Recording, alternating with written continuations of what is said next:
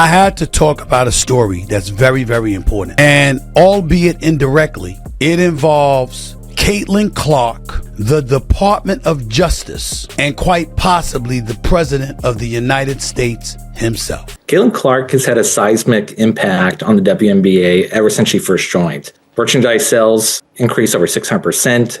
League app engagement over 600%, subscriptions to League Pass over 400%, and the team she plays for, Indiana Fever, tripled in value. But despite all that success that she's immediately had, the league has basically looked the other way as she's been targeted on a weekly basis, and that targeting is putting her career at risk. It started as whispers, rumors, and quiet mentions on talk shows, but now it's front-page news. Caitlin Clark, the WNBA's biggest draw, is no longer just the face of a basketball revolution. She's at the center of a brewing civil rights storm that could change professional sports forever. Reports claim she's been subjected to disparate treatment, targeted on the court, excluded from opportunities, and left without protection. What once looked like hard-nosed competition is now being painted as systemic bias, and the language surrounding her situation is no longer just sports commentary. It's legal terminology with teeth backed by federal oversight possibilities. The implications are staggering. This isn't just about rough fouls or bench rotations.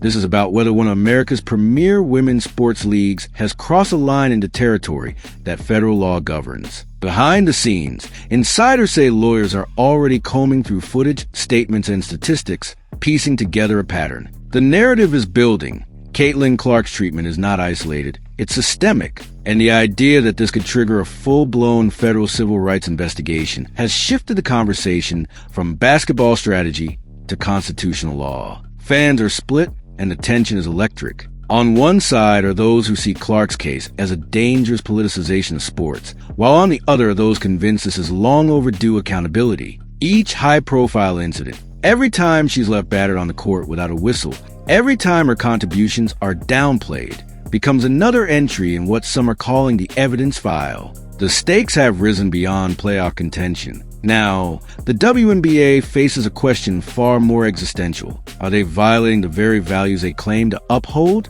The air is thick with contradiction. The WNBA has long branded itself as a beacon of equality, inclusion, and progressivism. Yet here is their most marketable star, an athlete driving record-breaking engagement, allegedly being treated like an inconvenience. The optics are brutal. Caitlin Clark is white, Christian, and from Iowa, an image that doesn't neatly fit the league-preferred cultural narrative. And in an age where perception shapes reality, those optics have become political dynamite, ready to be ignited by anyone savvy enough to see the opportunity. Enter Donald Trump. According to sports commentator Stephen A. Smith, the former president isn't just aware of the situation. He's watching it closely, ready to use it as a weapon in his ongoing culture war. This isn't idle speculation. This is a warning. In Trump's hands, Clark's story becomes more than a sports controversy. It becomes a symbol, a rallying cry, and a way to frame the WNBA as hypocrites who preach fairness but practice discrimination. And the political fallout could be seismic. Trump's interest in this story is far from casual. Those who followed his career know his skill in transforming cultural controversies into political gold. The Caitlin Clark situation offers him a narrative that practically writes itself. The hard-working, small-town athlete being wronged by an elite institution that claims moral superiority. It's a storyline that taps directly into his base's sense of grievance while attracting moderates who see obvious unfairness. The WNBA, whether it realizes it or not, has placed itself squarely in the crosshairs of a political machine. What makes this so potent is the legal precedent already in place. The Dearica Hamby pregnancy discrimination case shattered the illusion that the WNBA was untouchable. That settlement proved the league could be subject to federal civil rights oversight, and more importantly, it provided a blueprint for how to get there. Clark's case fits neatly into that framework, with allegations of hostile work environments, exclusion from the Olympic roster, and clear patterns of targeting, all of which can be framed under the same statutes. The Hamby case wasn't just a legal win. It was an infrastructure build. It set the stage for exactly this kind of escalation. Now, Clark's situation isn't starting from scratch. It's stepping into an arena where the groundwork has been laid, the language established, and the jurisdiction confirmed. Legal experts say this is a perfect storm. A high-profile athlete, clear statistical and visual evidence, and a league already vulnerable to federal intervention. In political terms, it's not just a scandal, it's an opportunity. And Trump knows how to seize opportunities. His team reportedly has eyes on every viral moment involving Clark, tracking the online conversation with surgical precision. They're watching which incidents spike engagement, which clips go viral, which hashtags trend. This isn't random curiosity, it's political reconnaissance. When the moment comes to strike, they'll have a narrative honed for maximum impact, backed by numbers, emotion, and optics that no campaign strategist could dream of manufacturing from scratch. Adding fuel to the fire is Sophie Cunningham. Her public statements, essentially confirming that targeting strategies against Clark exist, have sent shockwaves through the league. Suddenly, this isn't just speculation or fan outrage. This is insider testimony from a current player, someone with credibility in the locker room and visibility on the court. For Trump's purposes, this is gold. It transforms the conversation from "is this really happening?" to "here's a player confirming it's happening," and that shift changes everything. Cunningham's words carry more than emotional weight. They're potential legal evidence. In the political and legal arenas, insider validation is priceless. It tells the public, this isn't a conspiracy theory. This is real, and it's coming from someone who's there. And when that testimony aligns with statistical data, like Clark's 613% engagement spike, 601% merchandise sales growth, and 360% increase in viewership, it becomes a two-pronged attack: emotional narrative plus economic proof. That economic angle might be the WNBA's biggest vulnerability. Clark isn't just another player. She's the engine driving their current surge in relevance. Every metric shows her impact is unprecedented. Yet, the league's alleged mistreatment undermines that success, suggesting they're willing to sabotage their own growth for ideological reasons. For Trump's political messaging, this is perfection, progressive politics, destroying business success in real time. It's a narrative that sells itself, backed by hard numbers. The online discourse is already reflecting the political split. Some Reddit communities are framing this as a genuine civil rights issue, while others see it as manufactured outrage. But in politics, division isn't a weakness, it's a strength. Trump's operation thrives on polarizing issues, turning them into litmus tests for loyalty. With Clark, he can court his base by defending her, while appealing to moderates who simply see unfair treatment. The story's multifaceted nature ensures it resonates across demographics. And then there's the nuclear option, antitrust exemptions. Few fans think about them, but they're the legal shield that allows leagues like the WNBA to operate as monopolies. If Trump and his allies in Congress decide to pull that thread, the consequences could be catastrophic. Imagine league executives being hauled into hearings to defend not just their treatment of Clark, but their entire business model. That's not just a PR nightmare. It's a structural threat to the league's existence. The betting markets have noticed. Prediction platforms are now offering odds on federal investigations and congressional hearings tied to Clark's case. When professional gamblers start staking money on political outcomes in sports, it's a signal that the story has left the realm of maybe and entered the territory of likely. Institutional money doesn't bet on fantasies. It bets on trends that are already in motion. And the trend here is escalation. TikTok creators, political commentators, and sports pundits are all converging on the same hashtags. Hashtag civil rights and hashtag Caitlin Clark, creating a cross-pollination effect that's rare in sports stories. The overlap between political, legal, and athletic audiences means engagement is exploding in ways that no single community could generate on its own. For Trump's team, this is a holy grail, a narrative with reach into multiple voter blocks, each with its own emotional stake in the outcome. Meanwhile,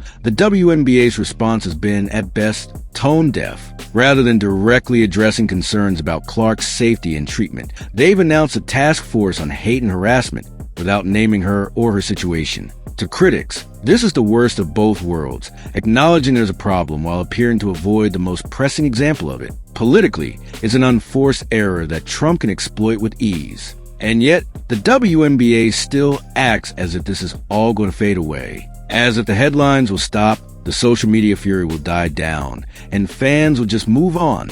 But that's a fundamental miscalculation. This isn't the kind of story that dies quietly. It's the kind that metastasizes. Every day that passes without a decisive, transparent response only makes it stronger, sharper, and more politically dangerous. Trump's team knows this. They thrive in vacuums of leadership, turning silence into guilt, inaction into proof. The longer the WNBA waits, the more time political operatives have to perfect their playbook. They're already crafting speeches, segmenting voter audiences, and preparing sound bites that will ricochet across cable news. Each uncalled foul against Clark, each sideline shove, each perceived snub becomes another clip in a growing political arsenal. By the time the league realizes what's happening, those clips won't just be circulating in sports media. They'll be running in political ads, campaign rallies, and fundraising emails. Think about the optics of that. A slow-motion replay of Clark taking a hard foul, falling to the hardwood,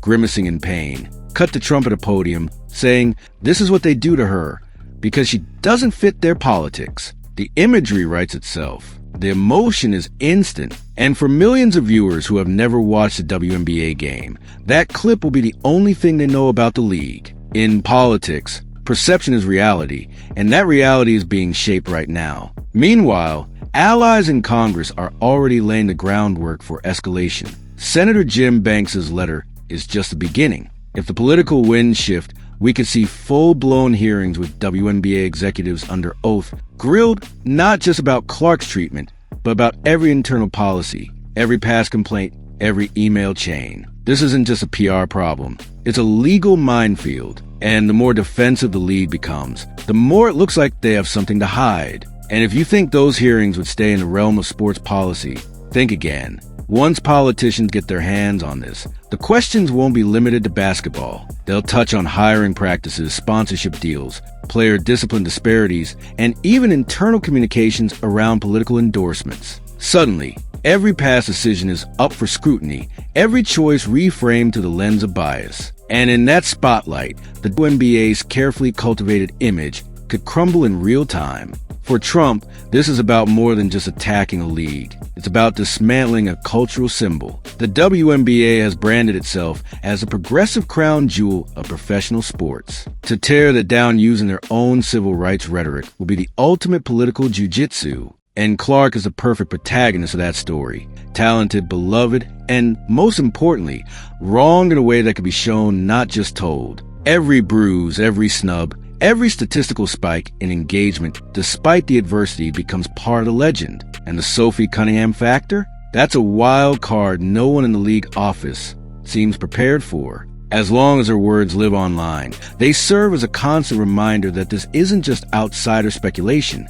it's insider confirmation. Cunningham has essentially validated the premise that targeting strategies against Clark are real. And if she's called to testify, whether in court, before Congress, or even in a high-profile interview, the ripple effects could be devastating. The social media dynamics make this even more combustible. Every time Cunningham's comments resurface, they trigger new waves of engagement. Old clips get re-edited with fresh captions. Influencers reframe them for different audiences. Sports fans, political junkies, even legal analysts. The story refuses to stay in one lane.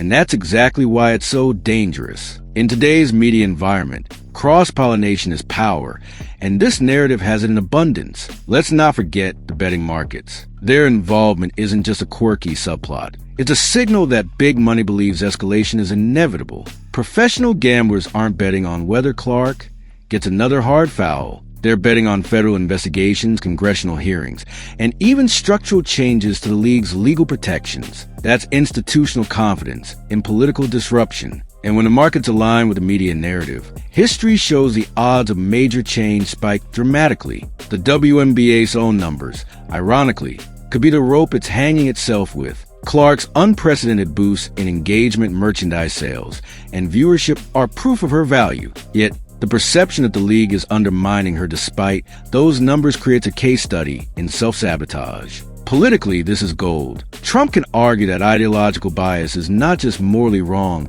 but economically destructive. That argument resonates far beyond his base, reaching independents and moderates who care about results over rhetoric. Every statistic becomes a weapon. 613% app engagement? That's not just fan interest. It's a data point showing what's at stake if the league alienates its star. 601% merchandise sales increase? That's lost revenue if Clark's disillusionment drives her elsewhere. 360% viewership jump? That's proof she's a rising tide lifting all boats. And the league is poking holes in its own hull. These aren't abstract numbers. They're tangible proof of the cost of alleged discrimination. And now, with TikTok creators pushing the narrative into political, legal, and activist circles, the story is evolving into a movement. This isn't just trending, it's sticking. Short clips of Clark's rough treatment rack up millions of views, overlaid with captions about civil rights violations and hypocrisy. The comments sections are battlegrounds,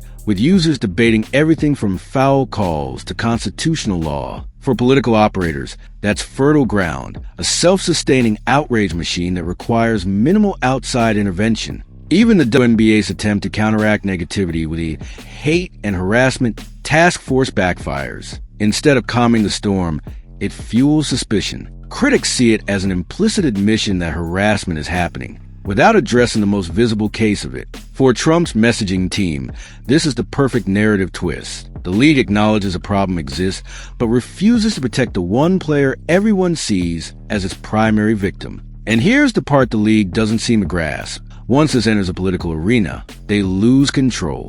Every press release, every public statement, every interview gets reframed through partisan lenses. Supporters of Clark will see evasiveness as guilt. Critics of the league will see any defense as proof of bias. Neutral observers will be swayed by the sheer volume of coverage, much of it coming from outside traditional sports media. What's coming is more than a public relations battle. It's a fight for survival in a new environment where the rules have changed. In this arena, you don't just defend your brand, you defend your existence. The WNBA has spent years building its progressive identity. Now, that identity is being turned against it, weaponized by a political figure who thrives on contradiction and spectacle. And with Clark as a sympathetic figurehead, the league's margin for error is vanishingly small. Trump doesn't need to create new evidence. He just needs to curate what's already out there. Video clips, news articles, legal opinions, player testimonies. It's all public. His skill lies in packaging it into a story that resonates emotionally and politically.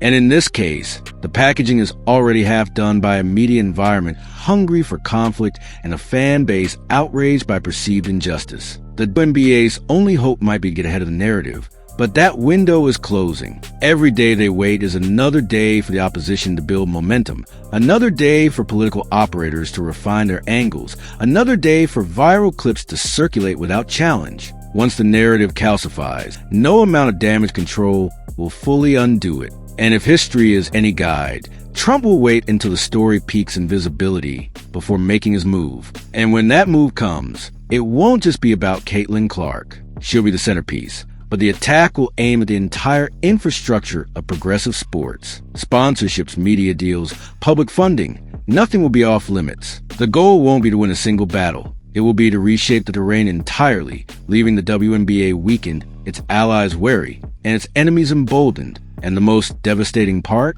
The league's own actions or inactions will have paved the way. In the end, this isn't a question of whether Trump will weaponize the Caitlin Clark story. It's a question of how effectively he'll do it and how quickly the WNBA will crumble under the pressure. The pieces are in place. The stage is set. The weapon is forged. All that remains is to pull the trigger. And when that happens, the blast radius could extend far beyond sports, into the very heart of America's cultural and political landscape. Because in the end, this is bigger than basketball. It's bigger than politics. It's about how narratives are crafted, weaponized, and deployed in a world where sports and politics are no longer separate arenas. The WNBA thought they were managing a player controversy. What they were really doing was forging a weapon, and now they wait to see when and how it will be used.